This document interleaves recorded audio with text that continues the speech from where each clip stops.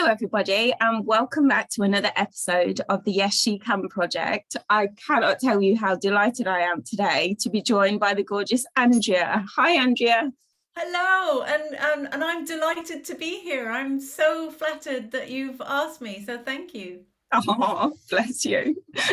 So I don't really think that there's any need for an introduction, but just in case, would you like to tell us a bit about who you are and what you do? Oh, I feel like I'm on Family Fortunes. What's the name? Where have you come from? Well, I'm Andrea McLean, and we met through This Girl's on Fire, which is great. I was a TV broadcaster for over a quarter of a century, let's say. I spent 23 years at ITV daytime. Mhm. And my last job was 13 years on Loose Women on ITV. And I left TV to devote myself full time to working on the personal growth and empowerment of women, which sounds very fancy, but really all it is through an app that my husband and I have created. It's just a way of making women just feel good. Because I Yeah, think that's all we need is just some help in feeling good. absolutely. You're so right. So take me back, Andrea, to the very beginning. So you studied journalism at university, and you ended up being a weather presenter on GMTV. So can you take me back to that time and tell me how difficult it was and how scary it was to get your foot in the door? Like, how was the first step for you? Well, my answer might surprise people because it wasn't scary to get my foot in the door because my foot fell in the door accidentally. I didn't plan to go into telly. Um, Okay. to put a bit of context to it, so I did journalism. It was Coventry University, but it was Coventry Poly when I went there. Yeah. And I did history, politics, and international relations because I'd heard that was a good degree to get if you wanted to study journalism. Okay. And then fast forward a few years, I thought it was all a bit serious in the end. So when I graduated, I ended up going backpacking for a year. I went around the world. Oh, And I wow. ended up becoming a travel writer, which I loved based on all my stuff that I'd written. Tried to get a job on the local paper, and while they were publishing my travel articles and other bits and bobs, they wouldn't take me on the Oh, uh, journalism training thing because they said I didn't have a postgrad in journalism. So okay. I thought that makes no sense. But actually, they did me a really big favor because I thought, right, where does everybody go to get the best jobs in journalism? London. So my parents at the time were living abroad. I had my mum's old Fiesta. I literally packed it up with everything I owned on the back seat of my car and I drove to London. And I had no contacts at all. I had one friend who I knew, so I slept on her floor while I tried to figure out what I was doing. Um, I got I got into a journalism school to do my postgrad in journalism. It's like an intensive 3 months course, and then I lived in a bedsit, and the bedsit was about the size of the room that I'm in now, and it was so small you couldn't fit a bed on the floor. I had nothing on the floor. They'd put a mattress on top of the cupboard that was like built in, and this like little step ladder thing.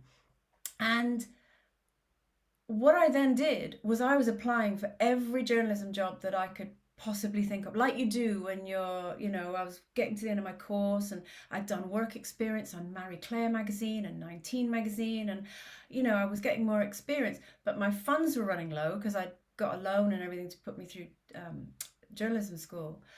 And I was working for a features agency as a writer, which was great, but I got a phone call during that time saying, "You've applied to be a weather presenter. Would you?"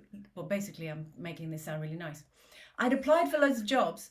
In the end, I'd got a job. Someone rang me and said, "I don't know why I've been asked to call you because you haven't even sent in a show reel, but apparently your photograph is nice. So they want you to come in to be a weather presenter." And I was like, what?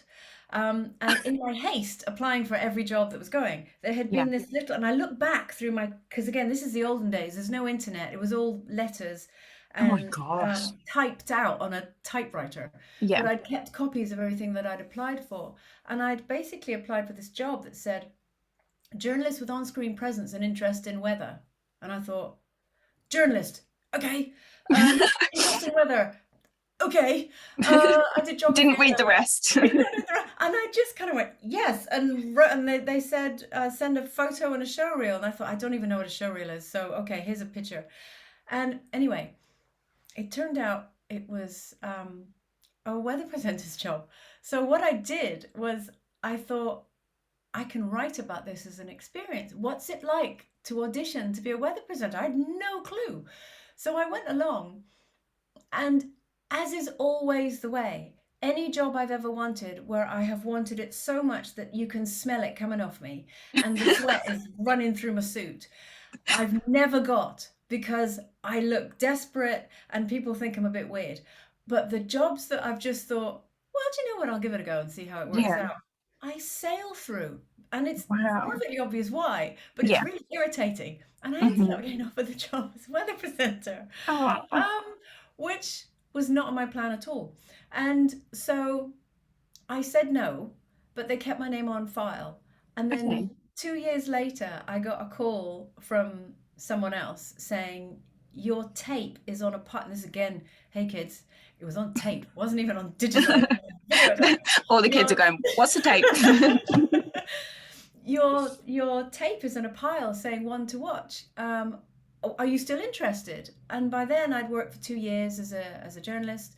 I'd started off as a features writer and a Yeah. sub, and what that means is you not only go out and interview people and this sort of thing, but I was in charge of the layout of how pages looked. And I'm quite Okay. a creative person, so I really enjoyed that. And then very annoyingly, I'd been promoted to production Very editor. annoyingly. How dare they?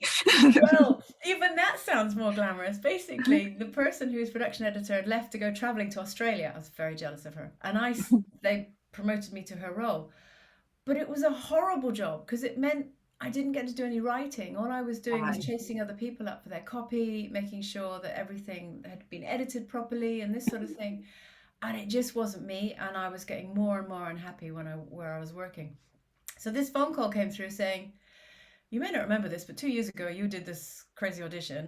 Um, are you still interested? And I went along, and in the morning I had an interview for Just 17 magazine, which was the job Wow, I I remember that. really wanted. I Yeah. really wanted this job. And I did that thing of sweating and looking and smelling desperate. I'm not getting it. Didn't get it. And then that afternoon was, do you want to come in and have a chat with the Weather Channel based in America to be a weather presenter? And I thought, yeah, here's my day off anyway. And the same thing happened. And I remember Oh, as I was being interviewed, and I really enjoyed the interview process because I thought they're asking me really interesting questions, like how would you how would you take quite a complicated weather story and put it across in a way that people would understand? And I was explaining, but that's my job as a journalist, is yeah. to Get take things that creative are with quite it. complicated Hmm. and make them really approachable and Yeah. readable. And yes, you're putting across the facts, but you're doing it in a very friendly way. So how I would do it is I would always see it as it's a story with a beginning, a middle, and an end, and I'm doing it with a smile, and that's how I Yeah. would do it.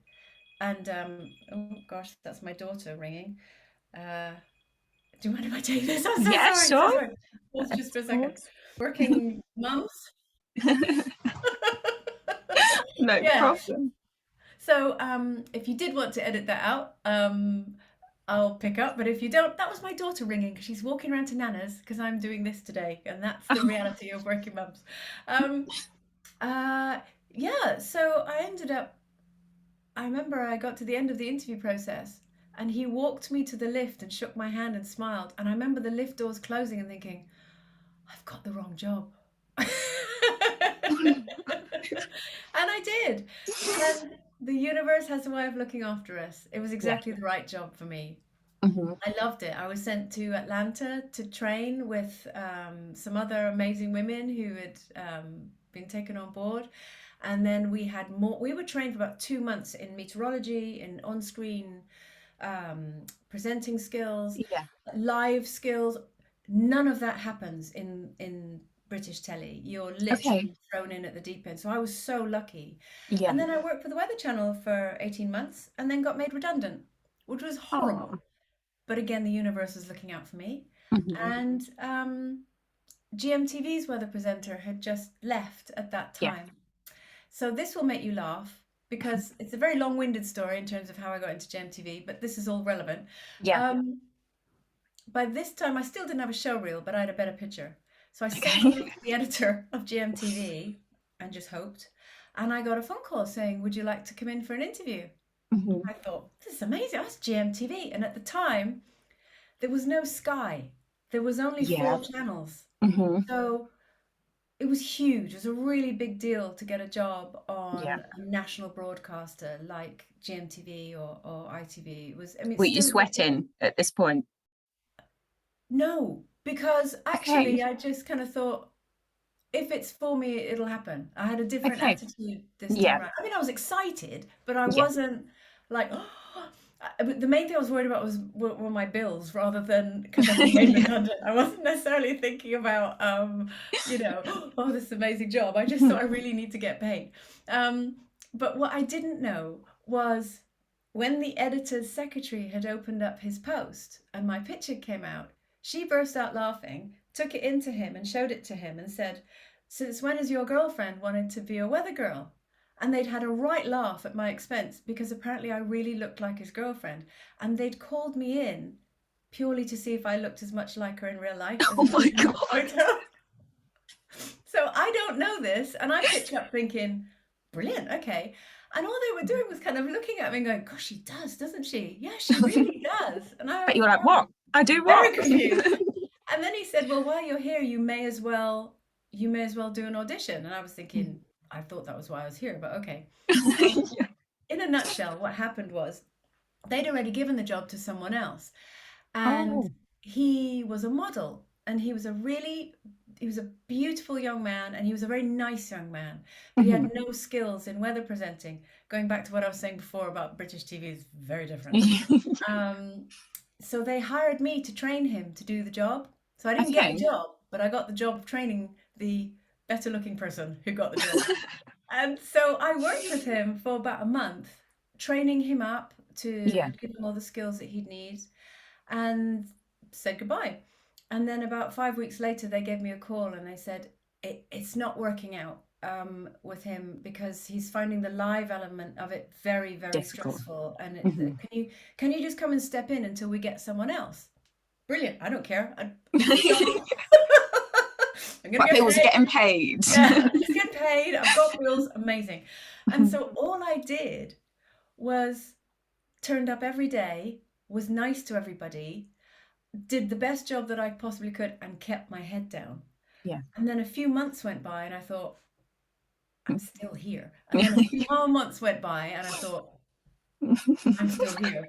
So I went to see the then editor, who Yeah. got used to how I looked, the fact that I looked like his girlfriend, and said, just want to know, am I doing okay? Am I Yeah. doing a good job? Am I staying? And he said, he was Scottish. And what's funny, I'm not speaking out of turn for him saying these things about him. We have met up since then a few times and had a right laugh about this because Yeah. it's all true. He was Scottish and he said, how are you doing? Every wifey in her housecoat thinks she can do a better job than you. You're very non-threatening. And I said, okay, is that a good thing? And he said, yes, because they all think that you're just like them. So it's fine. And then he said, let's face it, you're no Caprice. Oh. And I thought, he's right. Caprice is a very beautiful supermodel, and I'm not. I'm a weather girl. So as long as I knew I had the job, I was fine. And I ended up I sort of let him know this is brilliant that I've got the job and I really enjoy it, but you may not realize it, but actually I'm a trained journalist and Yeah. I would really love to do some features reporting for you. So Hmm. if there's any other bits come up, can I have them? Yeah. Or can you try me out? So what ended up happening was I ended up at GMTV for 11 years. I stayed there Wow. for well over a decade. Yeah. And GMTV became my training ground for everything that I did. after that. Mhm. Not through anyone showing me, but just through learning. Yeah. And what I did was I became known as the person who can interview people who don't want to be interviewed. And I don't Okay. mean like tricky politicians and that sort of thing, because that was clearly a job for that was for the sofa, for the Hmm. anchors. It was Eamon Holmes and Fiona Phillips at the time when I was Yeah. there. But what I mean is normal people Okay. who have had something happen to them or are going through a difficult time or they've had an amazing time. I was very Hmm. good at calming people down, making them feel really good, Yeah. letting them have the best experience about being interviewed on live TV. And I really took that quite seriously because it's the biggest compliment you can have that Absolutely. you're you're a strong but gentle reporter. Yeah. And that was what I did. And I stood in for Lorraine Kelly, I stood in for Fiona, and I built up my skills sort of out on the road, but Yeah. also in the studio. And that was in the end what got me onto Loose Women. Wow, that's incredible. And I love the fact that it was like accidentally fate at the same time as well. I bet you could train like a lot more people. I bet they kind of used you for your skills and the skills that you'd picked up when you were over in America in order to train other ones. I think, well, I wasn't ever used to train anybody. And I think, but I've always helped people. So, for Hmm. example, when I was on Loose, when a new panelist would come on board, I always asked for them to be sat next to me because Oh, whilst it looks really easy to just sit and chat for an hour, clearly there's a lot more to it than that. There's yeah. structure and there's timings and Hmm. there's an earpiece, so you have someone talking to you all the time, either telling you to hurry up or let someone else in or whatever. And um, I used to like to have them next to me so that if I could feel them freezing, as Yeah. in I want to get in but I can't, I'd just reach under the table and either just give them a little pat or Oh, look at them to let them know I'm bringing you in next. yeah. So the camera wouldn't pick up on it, but I would look at, and there'd be the kind of this telepathic, I'm bringing you in next. Are you okay? You up for this? And then they'd nod, and then I'd nod, like, right, Oh, okay, you're good. And that's just how I am. That's it's just in how your I like. nature, isn't it? Yeah, so that there's training that you can do, but then I also think there's an instinctive thing that you can't train someone to Yeah, do. definitely. Oh, that's so nice, Andrea. Um, so you've done loads. Obviously, we touched upon Loose Women, GMTV, but you've also done a lot of like of the reality shows in between, like Dancing on Ice and Tumble and Celebrity SAS. Was that the reason to do those things? Was that to push yourself out of your comfort zone, or was it a kind of yes situation as soon as you got the phone call, or did you really, really have to push yourself into them? Well, there's very different reasonings behind all of those programs, and the first one I ever did was Dancing on Ice. So I Yeah. took part in the first ever series of Dancing on Ice, which I think must be nearly 16 years ago now. Wow. And you'll laugh at how I got that one. So I was and it's funny because everyone thinks there's a plan. There's never a plan. Okay. I was doing the weather and I was sent to the Natural History Museum, puts a little ice rink out there in the front every Christmas. Yeah. And it was quite normal that I'd get sent all over the place to report on the weather. And this day I was there and wobbling my way around the ice, going, and it's going to be raining, and here's your summary, this sort of thing. And my agent rang me that afternoon and said, Christopher, or was it Torval Dean? Anyway, Christopher Yeah. Dean was watching GMTV that morning. Somebody had dropped out of this brand new show that no one even knew was coming Yeah. called Dancing on Ice. And he saw you and he thinks that he can work with you because you managed to stay upright all the way through the weather. Oh, Can you start on Monday? And this was on a what? Friday.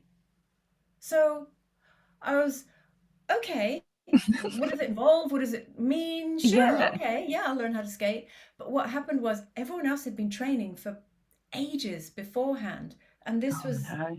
2 weeks before Christmas, and the show went to air at the beginning of January. So, and I still had a full-time job. So I Gosh. would kind of get up at 3 in the morning, do GMTV, race to an ice rink, train as much as I could, and then I'd be sent to like Inverness or somewhere with the weather. And I'd pack my bag and da da da da. And so the reason I did Dancing on Ice was because I thought it sounded like fun. Yeah. And actually, it was another pivot moment career-wise for me. Okay. Because I got brought in so late, so I clearly didn't, I wasn't as good as everyone else. But so I got voted out quite quickly. I was the third one out. But the universe was looking after me.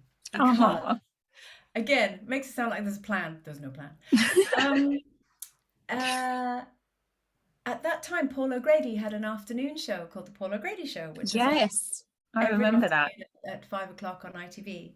And he'd recently jumped and gone to Channel 4 or 5. I can't remember which one he went to. And it happened quite suddenly. And there was this hole in the schedule. Right. And obviously the schedulers were panicking because what are we going to put in that slot? And then I heard it's prime time, isn't it, as well? Yeah. So it's called sort of shoulder. So it's daytime and then sort of shoulder, which is early peak, and then peak time. And so it was a big deal. And I heard through the sort of everyone, oh my goodness, have you heard this? But apparently they were looking to put Dancing on Ice on every evening at that time, but call it Dancing on Ice Extra and have this other show. But they were like panicking. They didn't have a production team set up to do it, blah, blah, blah, blah, blah. And I thought, I've just been voted out. I'm free. And I know all of the dancers. I know all of the judges. I know the whole setup. So I'd be really good on this. So I rang a friend of mine who was an editor who I'm still friends with now. I literally spoke to him a few weeks ago. This is how long ago it was. And I said, do you think you could cobble together a show reel for me, just showing how I interview people and that I'm fun and energetic? And could you put it in the internal mail? And can you get it on this person's desk by tomorrow morning? And he went, my God. Yeah, I'm doing an overnight. Yeah, sure, I'll do that. And so he did. And I rang my agent and said, can you ring this person first thing tomorrow morning, because there'll be a show reel on his desk by then, and say I want the job. Wow. And she went, okay. And I got it. You don't need an agent. You're doing it all yourself. But it was just timing. And so I co-hosted Dancing on Ice Extra for the full run, apart from 3 weeks, of the first series of Dancing on Ice. I did it with Andy Peters, and it was brilliant. I loved every second of that. And doing that job directly led me to doing Loose Women, because they saw me outside of being just a weather presenter and bits of reporting that I'd done. Clearly I could host a live TV show and work in that way. And it was with the ITV team, who I loved and got on really well with. So it was very shortly afterwards that I got a call saying, how do you fancy doing Loose? And I just had Amy.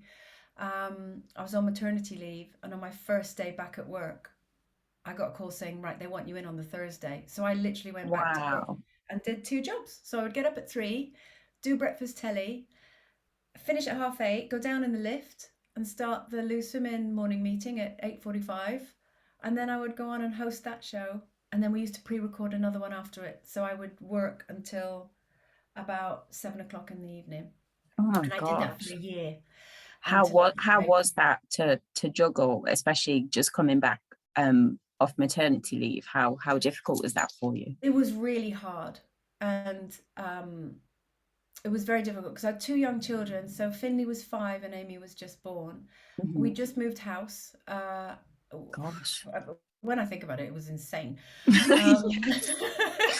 And obviously, being a weather presenter, I was still being sent all over the country. So sometimes I would get a call to say, right, the editor wants you to go to Scarborough tomorrow. And this is when we used to pre-record some of the shows for Loose Women, and they would have to send a car to my house, and whoever was in would pack a bag for me, send the bag back to Loose Women where I was working, and then I'd come off the recording and get on a train, get to where I was going for like midnight, and then read my notes for that, and then get up the next day, do that, and then travel all the way back again. And it's funny, when you watch TV and you see people popping up all over, you never think about how they've got there. Or, and how on earth they've managed it. Yeah. So there was a lot of trains, planes and automobiles. Oh my gosh. One of my favorite shows, Andrea, is I'm a Celebrity, Get Me Out of Here. Has that ever been on your radar? What would you say if you got asked to go on there? I'd love to do that. And Mhm. years ago, I did an interview for it and they turned me down because they said I was too nice. Oh, how can you be too nice to go on there?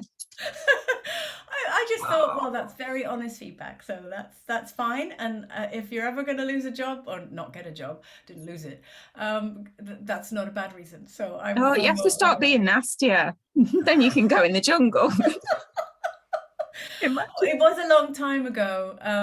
So yeah, it was a very long time ago. I mean, not that I'm not nice anymore, but I'm still nice. But yeah, if it came up, yeah, 100% I would definitely. Definitely seem like fiercely independent, like from when you first started talking about the fact that you just moved to London with nothing, the fact that you just kind of jumped on a plane and went to America as soon as you had that opportunity. Have you always been that way?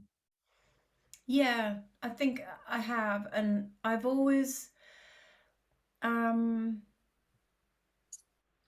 always been good at seeing an opportunity and thinking, right, okay, um, this is really scary, but how would I feel if I didn't do it?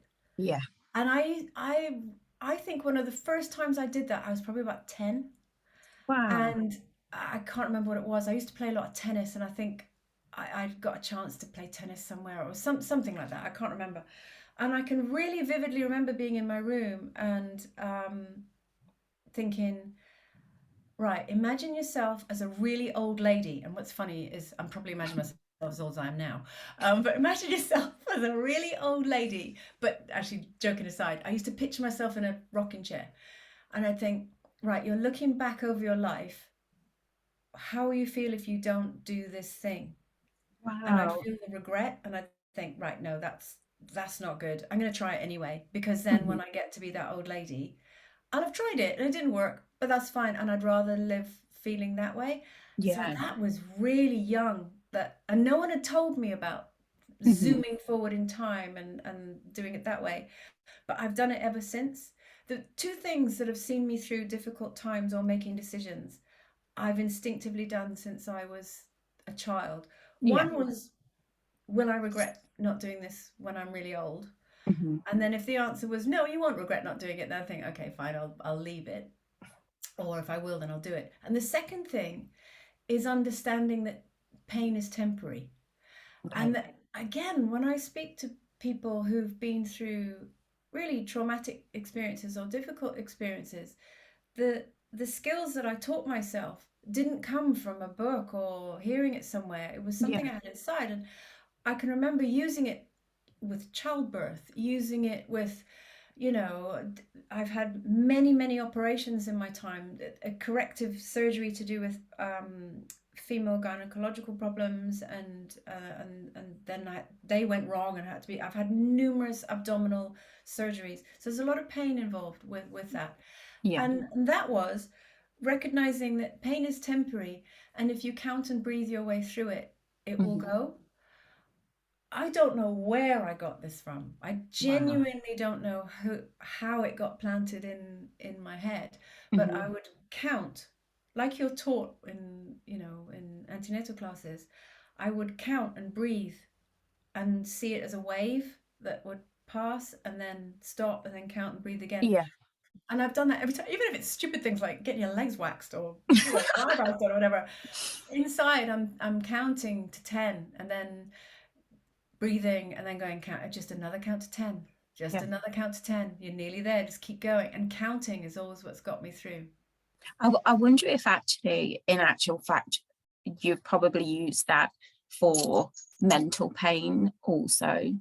That's probably what's got you through the difficulties in your life as well, because of already having that pre-mindset, if you like, that this is only temporary, be that physical pain or mental pain. I bet that stood you in good stead to kind of recognize, when you needed help or I think so, and I think I've always been very logical, yeah, which even though I'm actually, I didn't even know it was a thing until, again, it's another interesting story. Someone across a crowded room literally came over to me and told me this, and then I looked into it and realized they were right. The person came over to me and said, "Did you know that you're a highly sensitive person?" And I, me, what? What do you what do you mean? And then we started chatting, and she was totally right, totally right. Yeah. And I think even though I am a highly sensitive person, and not in a, oh, I take offense at the smallest thing. Hmm. No, I have always, I tune into other people's Auras. emotions. I see what's happening when other Yeah. people aren't aware, when I Hmm. can feel an emotion in a room. It's like my senses are turned up too much. I feel too Yeah. much. But despite that, I'm also very logical. Hmm. So that you wouldn't think that the two would go hand in hand. No. Yeah. I I'm always able to, well, not even if I lose the ability, I can find it again, of thinking, ah, so you're feeling overwhelmed or you're feeling Yeah. anxious or all of these things. It's because of this. That's why Yeah. you're feeling it. It will pass. So Hmm. although my dial is turned up too high, and I do, and I still have it now, um, and it's horrible sometimes, but I can tell myself, oh, okay, it's because of that. So take Yeah. yourself away. Hmm. So I'm the first person to leave a party. I never I never explain. I just go. Yeah. Um, if I sense that a mood is changing in somewhere that I am, I pick up on it before anybody else does, Yeah. and I just leave. If someone is being too obnoxious and I can't bear it, I make my excuses and go. Yeah. Um, but yeah, it's I'm a very odd mixture of the two. Yeah. So almost like you've got the ability to rationalize things, but also you've got the ability to tune in and kind of recognize before other people do. I think, like you said about when you were on loose, having that person next to you so that you can feel their emotions and maybe feel their nerves, perhaps. That's stood you in good Yeah, stead as well, hasn't it? it has. I mean, it's also got a downside because I can feel really strongly if someone doesn't like me. Oh. And it's an interesting one because some people go through their lives totally oblivious, and there's a bit of me that wishes I could be like that because I see Yeah. some people living their best life, and I think you have no idea that everyone in this room thinks you're a plonker, but but I can feel everybody's waves here. But it's okay now. I've even well again I say now. When I was a teenager, I got bullied at school, and I could. It was horrible, but again, I understood it. I could feel it coming off them, and sometimes I can literally feel it coming off them. But I understood it, so I was able to rationalize it and think, I totally get why you find me unsettling because I'm very different to you, and Yeah. I've had a different upbringing to you. I grew up traveling around the world because my dad was Mhm. an engineer for a sugar company, so I grew up. It was very like the army life. I grew up all over the Okay. place. Um, so I got it. I understood. Oh, I'm so sorry. Now it's my dog. Hold on, one second. Something's at the door. Hello. All right. Okay. Okay. That was my daughter coming home now. Nana's dropped her Ah, down. home from nanny's. Bless So you. sorry about that. No, don't be daft. So I can't imagine, Andrea, like from a personal point of view, because I'm a super sensitive person and I get really stressed like with what people think about me and things like that. And it makes me really upset if I can't understand, say if somebody doesn't like me and I don't know the reason why, it kind of really unsettles me. So for you, from your point of view, being having the level of fame that you have, how difficult is it to be kind of really under scrutiny all the time and living your life with that kind of spotlight on you? How do you manage? I think it's a muscle that you build strength in Okay. because you nothing nothing stops you feeling hurt by people not liking you because we're all made the same way. We want everyone to like you. I in particular like people to like me because I am a nice kind person who Yeah. cares.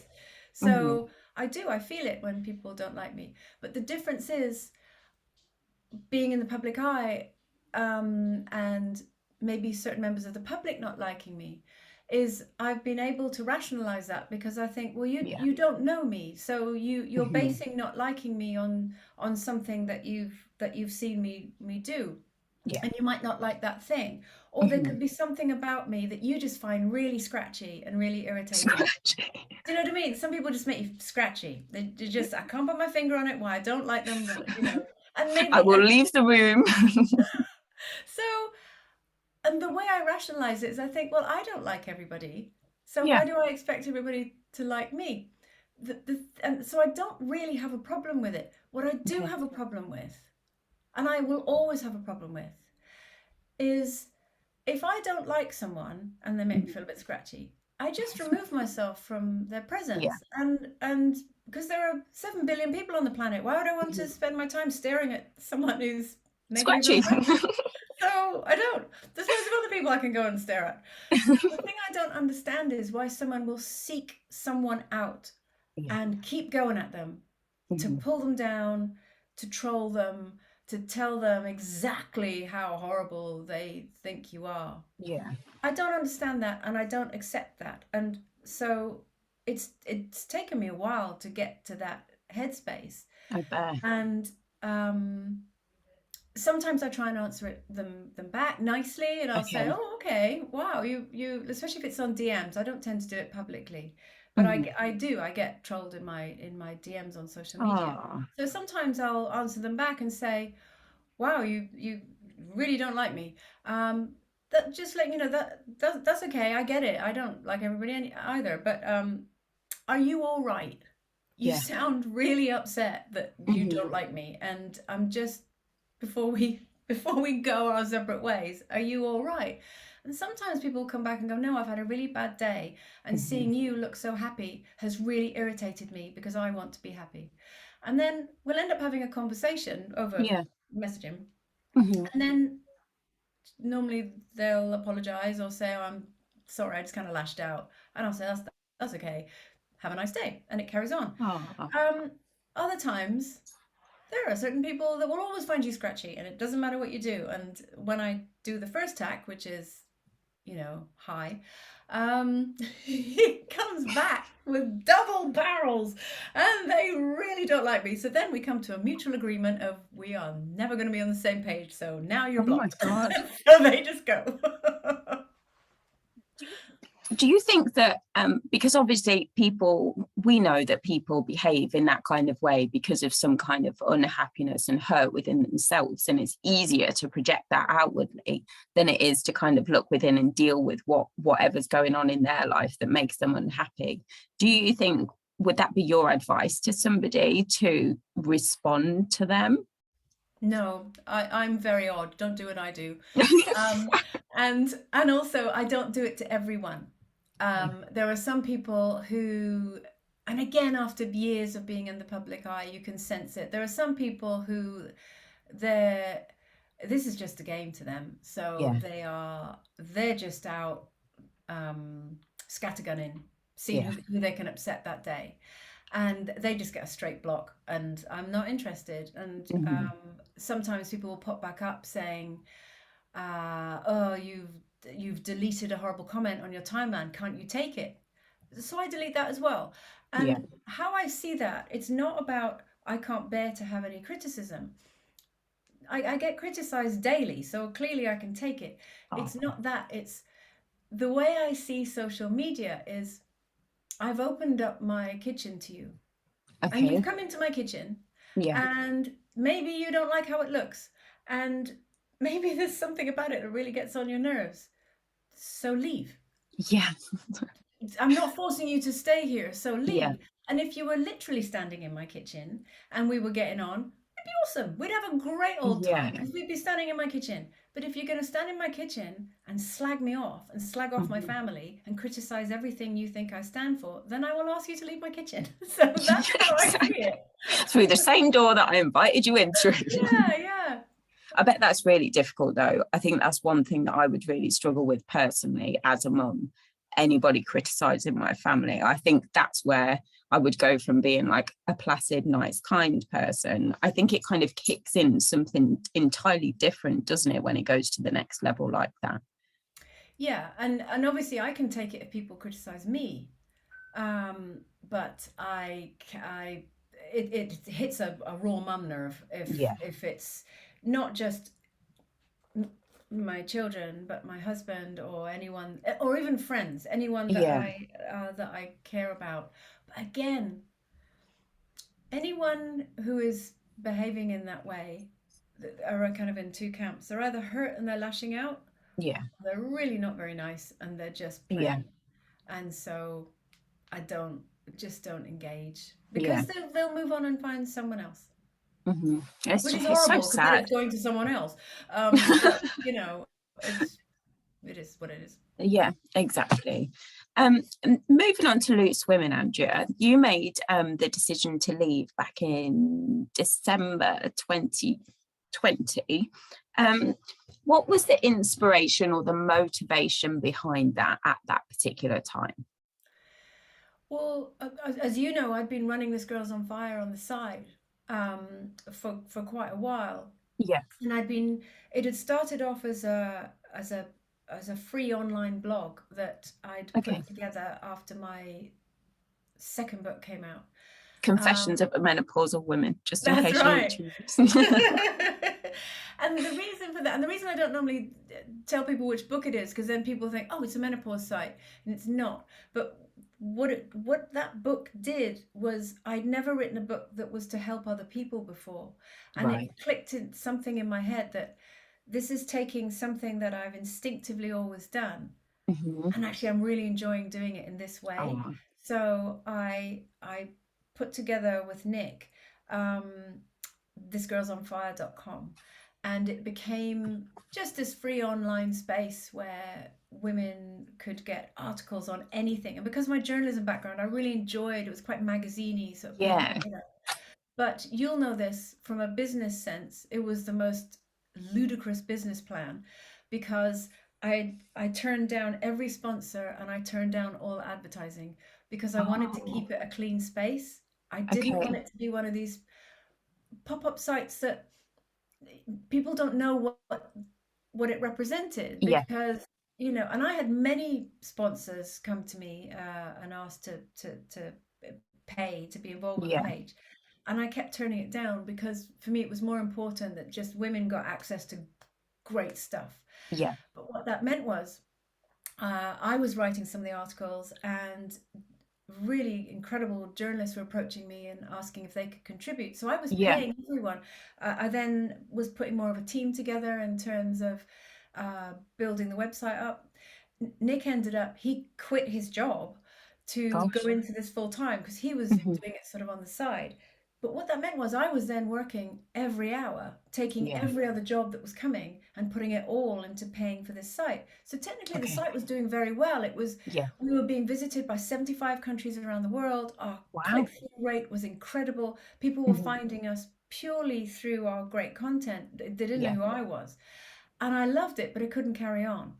And so I had to try and find a way to monetize the site, but in Yeah. a way that still felt um, Authentic to what you were authentic and trying to do.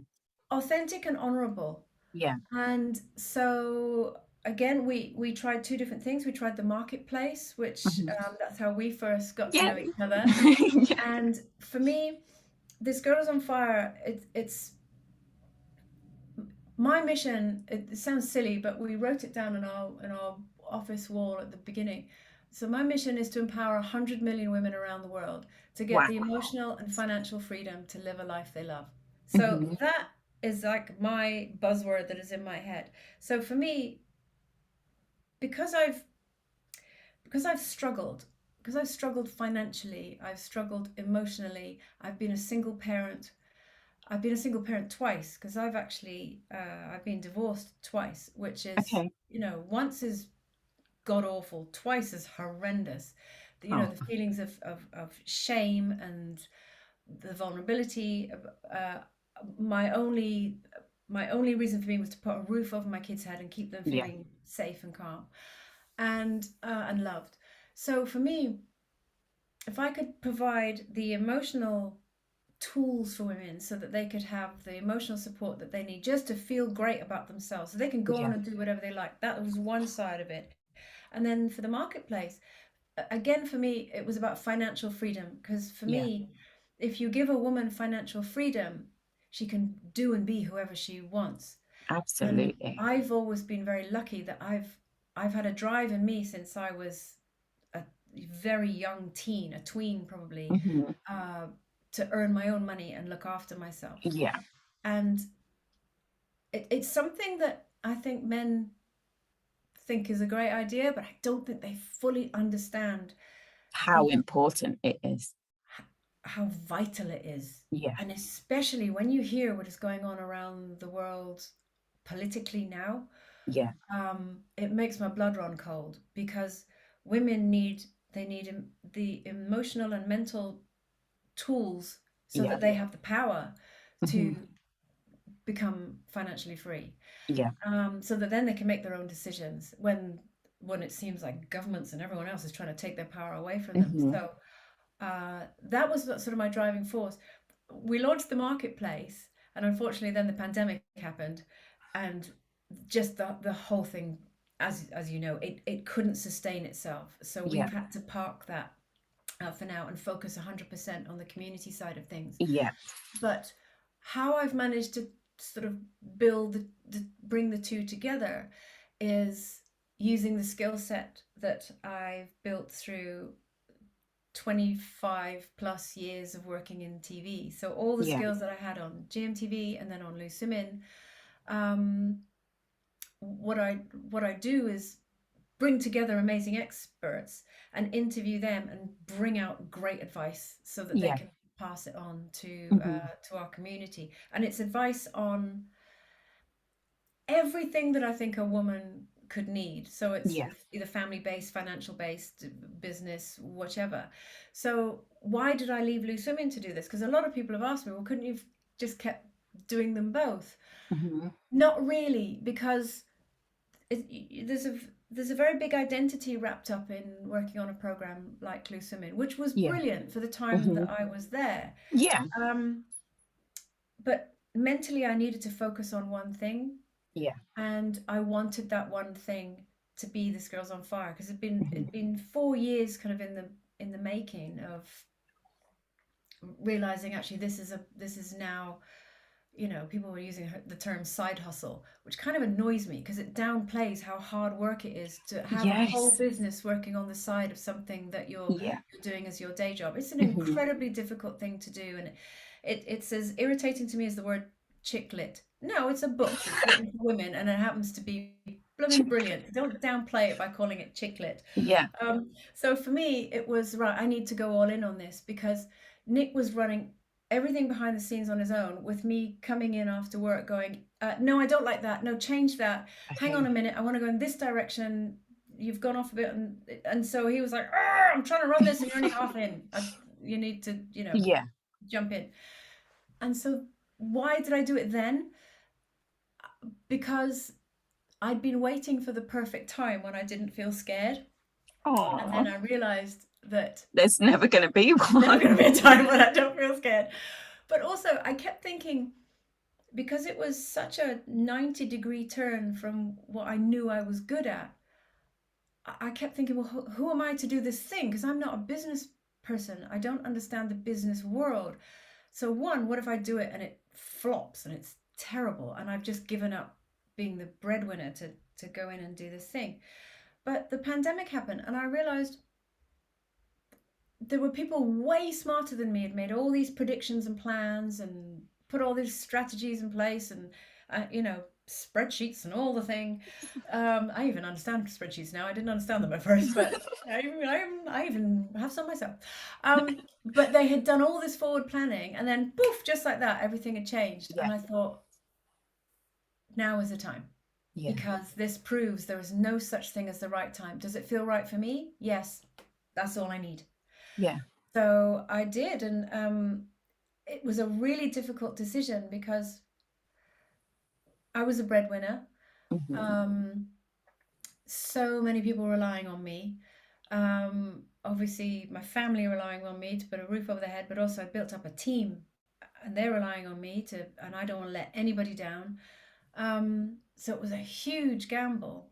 I can't imagine how that pressure fell on your shoulders at that time, like being torn between knowing that that was your true path and Mm. then also having those pressures as well. How did you navigate yourself through the initial, oh my God, I hope I've made the right decision kind of thing? I kind of, I took myself back to when I drove to London with everything I owned in the backseat of my car, Mhm. and I didn't know whether it would work or not. I just knew Yeah, that this is what I had to do, and I had to put myself at least in a position where I could make it possible. yeah. Because if I stayed up in Chester, which is where I lived at the time, thinking, well, this is rubbish that I can't get on the local paper, and I was working in a clothes shop at the time to make to give me money, Yeah. and I'd probably end up running my own clothes shop, which Hmm. is brilliant. My life would have gone in a different direction. But you can't kind of sit around and grumble. Yeah. You have to give it a go. And if it doesn't work, at least you tried and at least you know. The Hmm. big difference between feeling the fear and doing it anyway and putting yourself in a position where at least opportunity is you're putting yourself in the path of opportunity Yeah. is that when I did it at 24, one, it was private. Nobody knew who I was. I was just another person driving down to London. Um, and also, I had nothing to lose because I had Yeah. no family counting on me. If it didn't Okay. work, I'd have just done something else. Yeah. Whereas this time round, I was in my 50s. I have a mortgage, I have kids, I have a team, and also I have the whole of Britain looking at me, Yeah. half of them with God. their arms folded, going, well, this isn't going to work. And the other Yeah. half going, wow, that's really scary. I can't believe she's doing that. And everyone just waiting to see if I'm going to land on my face. Oh Um, gosh. so, how did I get through that? I just thought, I'm not doing it for anyone else, I'm doing it for me. Yeah. So, right, let's look at worst case scenario. And Nick and I sat down together. And this is where it's really great being married to someone who is very logical. And he said, okay, let's write down a list of everything you're worried about, and then we'll make a contingency plan for that. Okay. So it was him. I mean, you know Nick, and he's a brilliant guy. Not only is he super nice, but he's a really smart, tactical guy in terms of, right, okay, if that's not working, let's try something else. So Okay. we wrote out on a piece of A4, possibly more. Um, Few stuck okay, together. yeah, what do we do if this happens? Well, we'll do this. Okay. And then if this happens, and then we just dug down deeper and deeper and deeper into worst case Armageddon scenario of Okay. everything that could possibly go wrong. And then we called it our blueprint for failure because then we had this blueprint for, okay, if this first thing goes wrong, that's what we'll do. If this thing, that's what we'll do. And when you look all your problems in the face like that, they're not so scary anymore. Yeah. I, That's I had, wonderful thing to do. well, everyone always talks about a blueprint for success. And yeah, that's great. And it's really Yeah. important. You need to know where you're going. And otherwise, you're just kind of floating about. And you need to have Meander. an idea as to where you're heading off to. But I've never sort of pinned all my hopes on a specific thing. There's been an idea of, Yeah. I want to do that. Hmm. And how I get there, I've kind of known it's always going to be wobbly. I always get a bit stressed when they're, we're going to do this and it's going to be in this way, because then there's this little voice on my shoulder going, but what if that doesn't work? I need to write it on my A4. I know, I don't get, well, hang on a minute. So once I'd done that and looked it in the eye, it wasn't so scary. And I'm so Yeah. glad we did it, because pretty much every single worst case scenario actually happened. The Yeah. first being on the day that I announced that I was leaving TV, I lost every single brand endorsement deal that I had. So I'd had a series of brand endorsements, which lovely companies, and I only ever hand on heart work with companies that I think is a great product, or I like how they do things, or Yeah. whatever.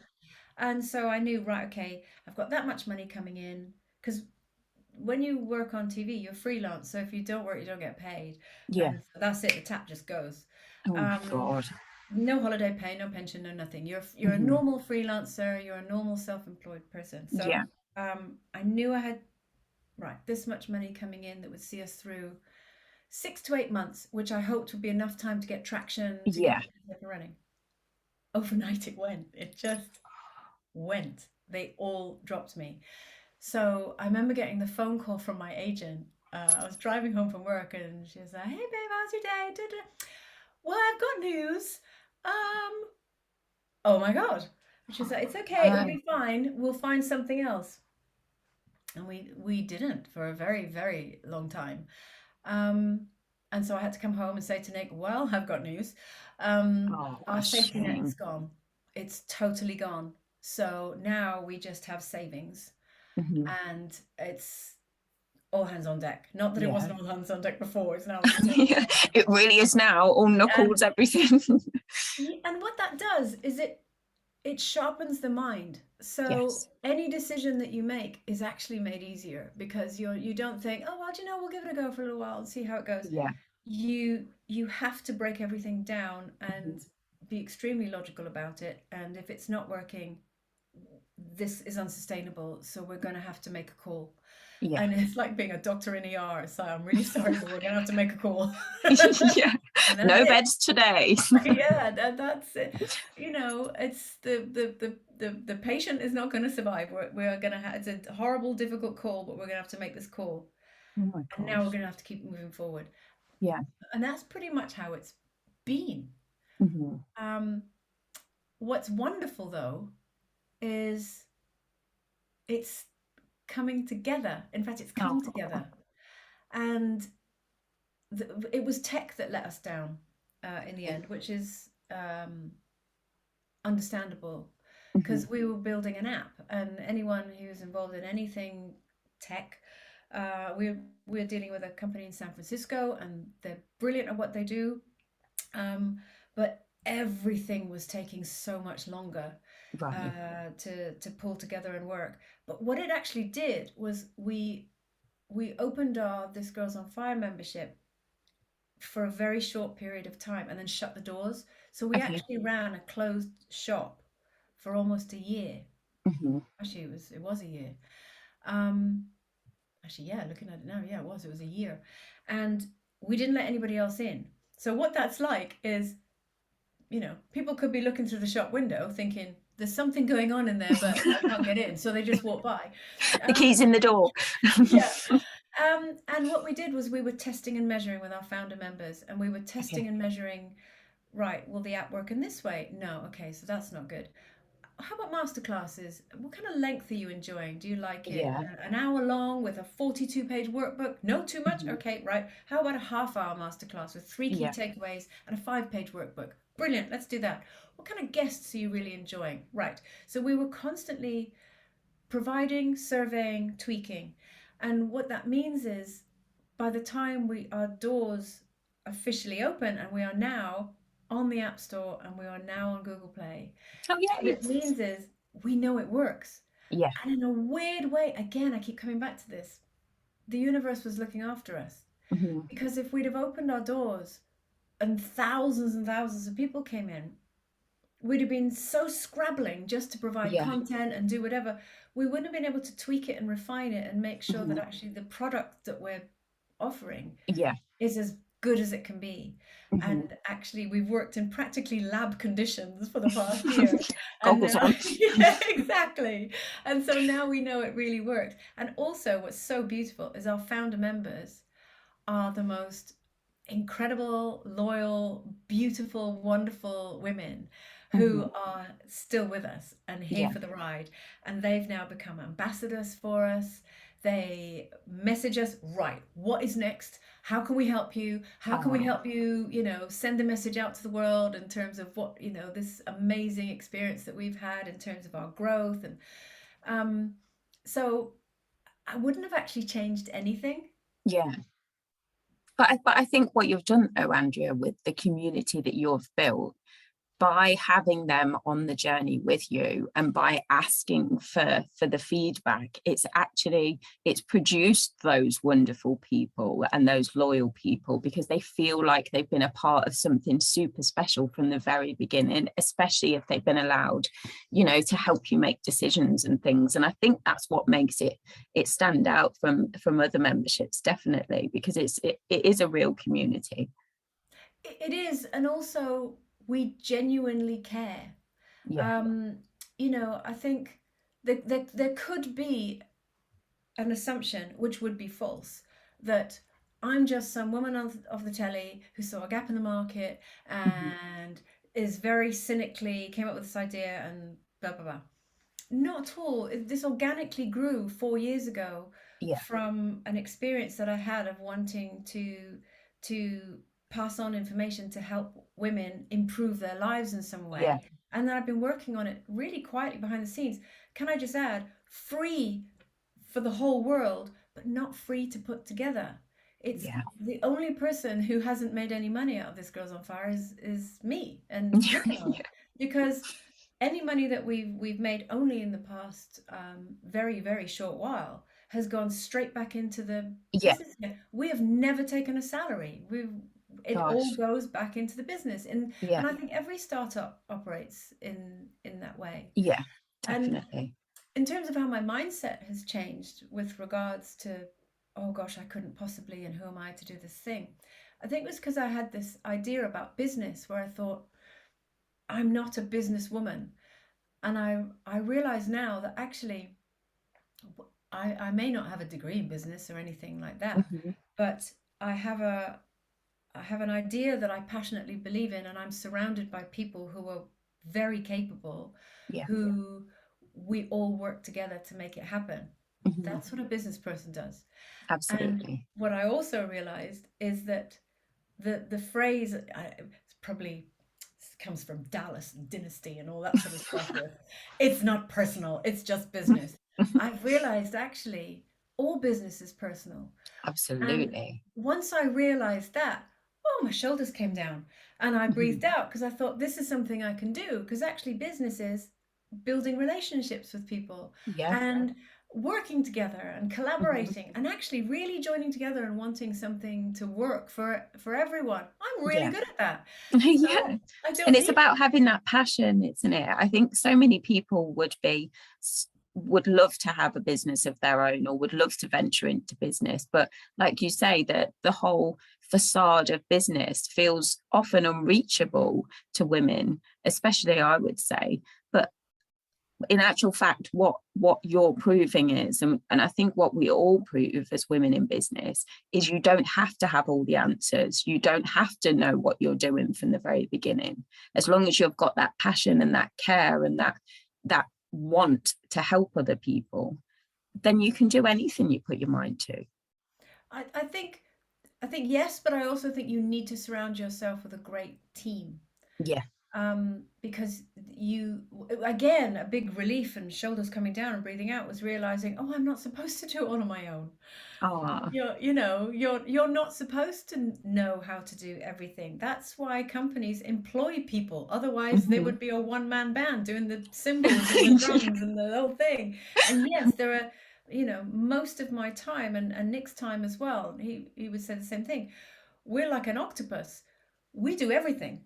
Yeah. We have our eyes and hands across every part of our business because we're still so young in it. Yeah. But we are very aware that we need to know how every nut and bolt of it runs, especially at this Mhm. point in time, because when we scale, which Yeah. is something that of course we want to scale because we can't continue at this rate, and it's not greed, it's common sense. We Yeah. need to grow bigger because Mhm. one, it's unsustainable. We cannot keep working at the level that we're Yeah. working on no income. Um, but also the bigger we get and the more people that discover us, the more people that we serve and the more people Yeah. that we help. And the most beautiful thing about what we do is one woman, if it's a mum or a wife or a daughter, the ripple effect that goes out and out and Yes. out from helping one member of a family, the Mhm. feedback that I get gives me goosebumps from Yeah. the difference that it makes. So for me, I'm charged up in terms of, right, we need to make this bigger and better in terms of more organized, because I love our Okay. content and what we do. But and I we haven't necessarily put it out there yet, but again, one of my plans from the beginning was, it's great to raise women up in a relationship, but you need to raise the man up as well, because otherwise there's an imbalance there. So Okay. I'm lucky that Nick and I both feel the same way about personal growth, Yeah. about learning, all of these things. So in the third quarter of this year, we're launching this Guys on Fire. Oh, congratulations. Thank you. And so we are working really hard behind the scenes now on that, as well as this Girl Okay. is on Fire. And I think a lot of the learnings that I've had, it's taken me all these years to get to this point with this Girl is on Fire, but there's so much of it that can just be flipped and mirrored in Yes. terms of Hmm. for men. So it will be a much quicker process in terms of putting Definitely. Guys on Fire together. But Because we're, you've got the foundations already, haven't you? And you've gone yes. through the lessons that you've learned or the mistakes that you've made that you won't need to make for a second time.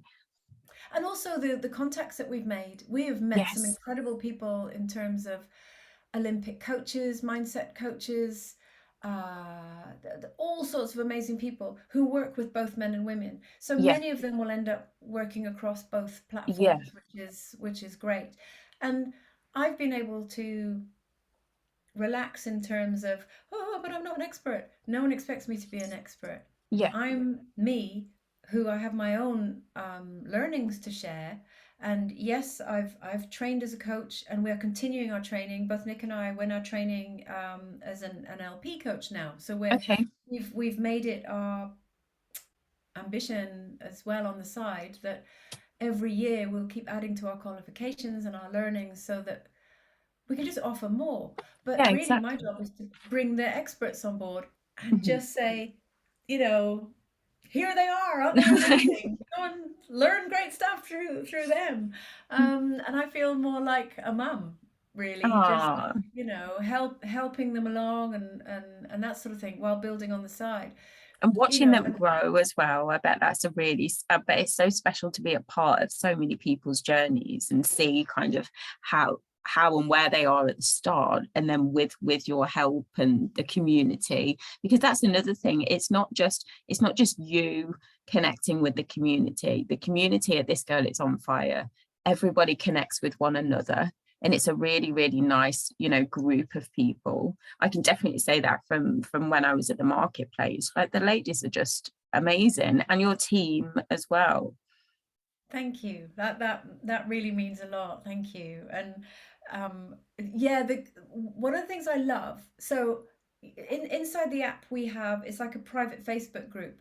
And so if you're familiar with how that runs, it's so we put posts out, and then people can comment. And but it's what I love about it is it's totally self-contained within the app. So you don't get distracted by any other groups that you belong to, like you would say Okay. on Facebook. And what I love is sometimes, because I go in it every day and get myself involved and chat and react and things. But sometimes I sit back. So I'll watch someone put a post out about whether a difficulty that they're going through. So people Okay. post just like they do in Facebook or Instagram. And then I sit back and I watch how the other community react to it. Oh, And it's beautiful, yeah. because then I don't need to do anything, Hmm. because through their learnings, I watch the answers that they give.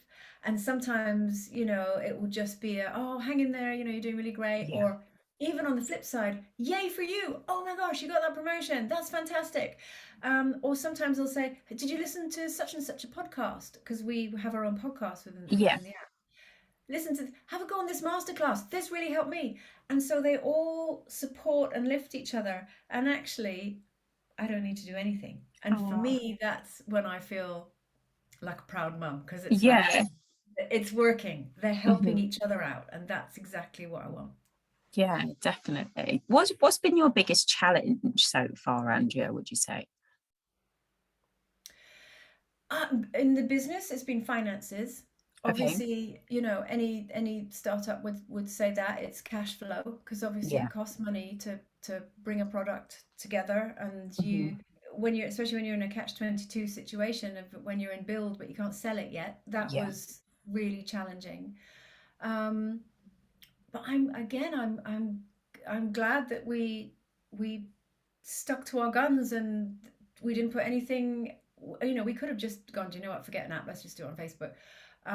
It's I My goal is to put personal growth into the palm of your hand. I want it to make it as Yeah. habitual that you scroll Hmm. through our app as you do with Facebook, going, actually, Yeah. no, that's a really good idea.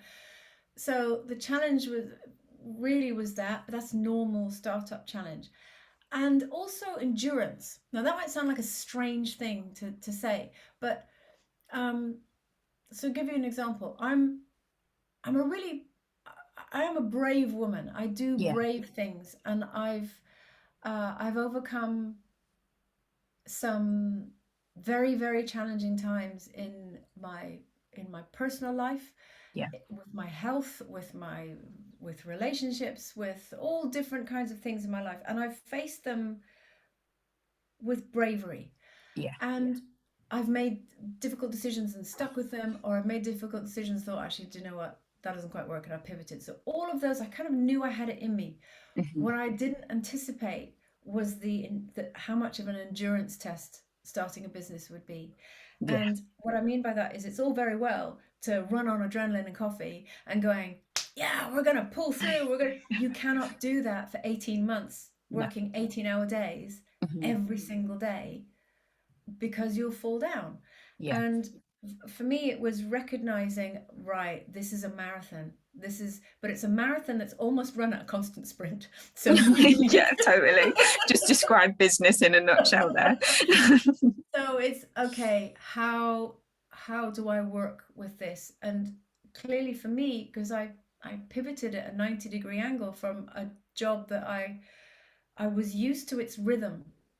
It was finding a new rhythm of working. That Yeah. was really challenging, Hmm. because I was used to going out to work, and I did a job.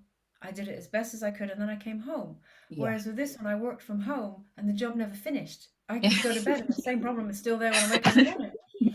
And this was new to me, because obviously I did a job and it all tied up neatly in a bow and it was Yeah. finished. And to be fair, with especially with live television, it's the complete opposite of what being an entrepreneur and a startup is, because you would do a job and you could either think you had knocked it out the park and done the best job in the world, or it had been a terrible show and everything had gone wrong. Either way, within 10 minutes, nobody cared, because they were Yeah. working on the next day's show. Yeah. So you had to either get over yourself, as in stop thinking you're amazing, or get over yourself, as in pull yourself together, you've got to do it again tomorrow. Okay. Um, but either way, the job was done, and then you Yes. started again. Every day Hmm. was afresh. This was so different, because you were starting again with the same thing you were working on the day before, Yeah. the same thing you were working on the day before that, and you still hadn't figured out how to solve it. Yeah. So it was a big challenge, was that endurance of, right, how do I not panic when I've got to the end of a week and I haven't finished my to-do list? Because to Yeah. me, every alarm bell's ringing, because Hmm. it's almost like I've left the show and the audience is still there, or the live. Yeah. I'm so used to, and then it's done. Yeah. And so it's, Parceling it up almost. yes. And sometimes, I still get it now. We'll be sitting watching TV and Nick looks completely chilled. And I say to him, how are you not sitting here going, I have 4,000 things that I need to be doing right now? How are you so relaxed? And he's like, I'll do it on Monday. But I can't think straight, because I know it's in there and I've got to do it. He's like, you got to let it go. Yeah. You have to learn to park it. So he plays golf. That's where he is now. He's out playing golf. Hmm. I need to find my thing. I don't know what my thing is. But he can just switch it off, and that's how he faces the endurance challenge. Yeah. I haven't quite found my way yet. I need to find my way. Oh, it's about having boundaries, isn't it? I think a lot of the time, and getting off that constant run. What do you think you will choose as your thing? What makes you Um, happy? so so for me, I almost can't stop working. And I think it's because I've taken something that has been a lifelong passion and now it's my work. So it's something that I used to do when I wasn't working. Do you know That what I was mean? fun. So Yeah. I was, well, it wasn't just that it was fun, it was I'm so interested in it. So Mhm. I'm always listening to podcasts, or I've got an audiobook on the go, or even if I'm walking the dog, I'm listening to a podcast and I'm thinking that's really interesting. Oh, I must remember Yeah. that. Or da, da, da.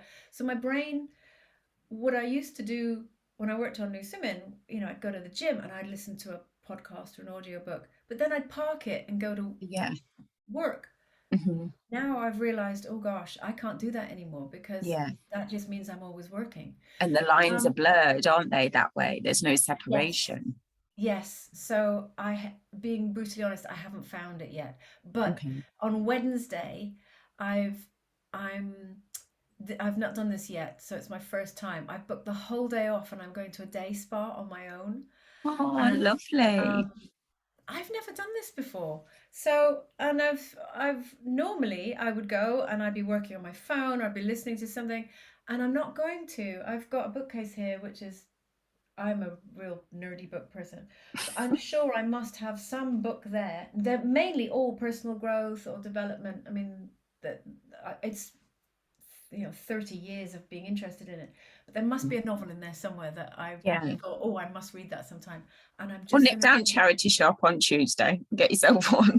exactly. So I will read something that has nothing to do with health, wellness, growth. And I think that's where I'm going to have to draw my line in the sand because my passion is now my work, but what it means is there are no lines. Leave your phone in the car as well. Say that again? Your phone in the car as well. Don't be taking that in with you. That is a good idea. Yeah.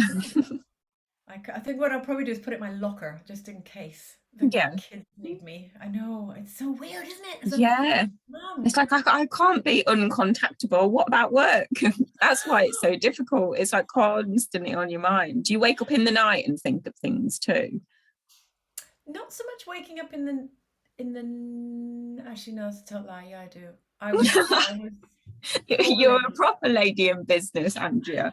I was poorly a few weeks ago and really poorly, and I think I think I had COVID again, but I kept testing, it kept coming out negative, and in the end I got bored of testing. So but it felt the same as when Yeah. I had COVID the first time.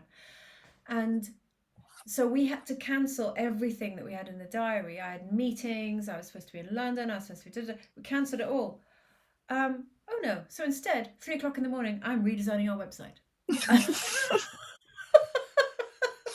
Flannel on the head, lots of water. Yeah, literally Oh every my God. Lemsip, Barocca, painkillers. Da, da, da, da. Can't sleep. I know what I'll do is I'll totally redesign our website. That's what to And do. so the time off that I had in terms of right, I wasn't well enough to be with because I'm coughing and fever and da da da. Oh. Oh no, I totally managed to redesign 3 different websites that we've got running at the moment.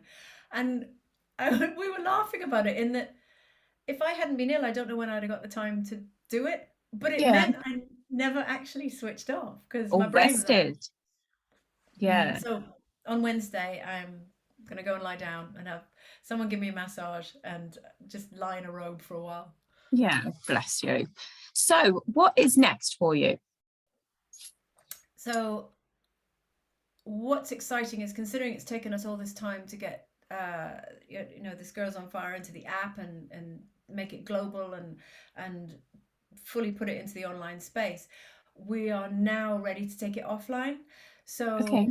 we've done a few small events just to sort of test and measure and see how Mhm. they go.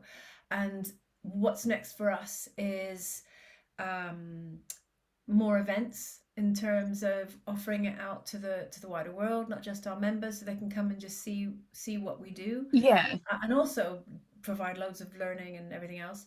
We're launching this Guys on Fire by about September, October, and we're going to end the year with a This Girl, This Guy event. And Oh, I'm that would be really looking nice. forward to that, because then it means that it can be a real mixed bag in terms of Hmm. this kind of speakers that we can have, Yeah. and everything else. And so that, and I've also decided to take the podcast that I've been running privately inside our app. I'm actually putting it out to the wider world. Our members get Oh, it wow. first, so they will always hear it before anyone else. Yeah. But actually, I've interviewed some amazing people over the past year. I've interviewed Joe Malone, um, Lorraine Kelly, lovely Deborah James, Bowel Babe. I interviewed her Oh. last year, and so many women who have incredible life stories to tell. Hmm. And that's all it is. It's their life story and what their Yeah. learnings are. And I always end each interview with asking them, when has been a time when you've really felt like you were thriving? What's been your greatest learning? Yeah. And can you think of a moment where you really felt like you were living? And Okay. having the joy of having all these amazing women all answer the same question, I'm Yeah. really looking forward to putting them out to the wider world. So that's my goal Oh. for this year in terms of what's next. But after that, my biggest goal, once this girl's on fire, this guy's on fire, I will be offering more group coaching and one-on-one coaching.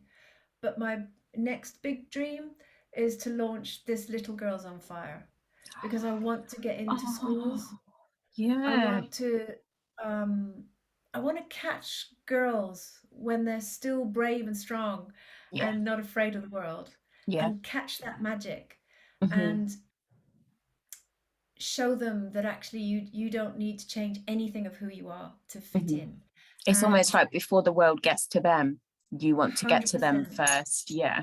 Yeah, That's and so wonderful. that, and it's wonderful that this Girls on Fire is helping women who are where they are right now. But there's so much we could do to catch girls before they Beforehand. fall, catch teenagers before they fall.